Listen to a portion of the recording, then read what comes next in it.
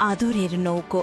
বলাগড়ের আদরের নৌকো হুগলি বলাগড় প্রাচীন নৌকা এবার জিআই তকমা পাচ্ছে। আশায় বুক বাঁধছে শিল্পীরা।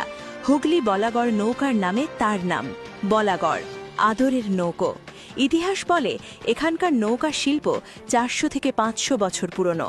এবার জিআই অর্থাৎ বলাগড়ের নৌকায় জিআই। কোনো অঞ্চলের নির্দিষ্ট কোনো পণ্যকে বৈশিষ্ট্যের জন্য জিআই ট্যাগ।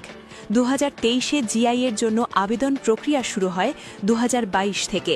কোনো অঞ্চলের নির্দিষ্ট কোনো পণ্যকে বৈশিষ্ট্যের জন্য জিআই ট্যাগ।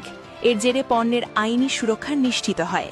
বলাগড়ে একসময় তৈরি হতো ডিঙি, ব্যবহার হতো বাবলা বা শাল কাঠ। কাঠের সঙ্গে কাঠ জোড়া হতো, কোনো পেরেক ব্যবহার হতো না। এখন অবশ্য পেরেক দিয়ে কাঠ জুড়ে নৌকা তৈরি হয়। একসময় 24 পরগনার বিভিন্ন জায়গা থেকে নৌকার বরাত গালের নৌকায়ের সময় ভেসেছে। চাহিদা কমেছে, বলাগড় নৌকা বিক্রি করেছে, কমেছে মজুরি। অনেক শিল্পী এখন অন্য পেশায় নিযুক্ত, কেউ কেউ আঁকড়ে বেছেন। জিআই টপমা পেলে লাভ হবে মনে করছেন শিল্পীরা। একসময় বলাগড় থেকে সপ্তগ্রাম যাতায়াতের প্রধান মাধ্যম ছিল নৌকা। সপ্তগ্রামে ছিল বন্দর, বাণিজ্যের জন্য নৌকার ব্যবহার ছিল। এখন নৌকা শিল্পীদের তৈরি হয়েছে সমবায়।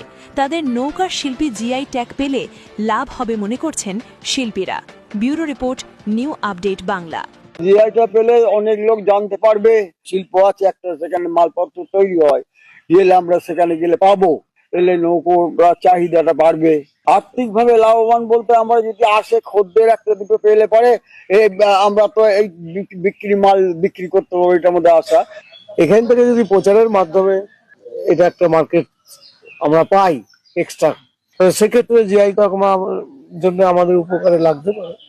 নৌকাটা যদি বিভিন্ন স্টেটে যায়, এখান থেকে ঝাড়খণ্ডে যাচ্ছে, আদার স্টেটে যায়, একটা প্রচারের মাধ্যম দিয়েই তো জিনিসটা মার্কেটটা হয়। এই বোট ট্যুরিজমের কাজে লাগে।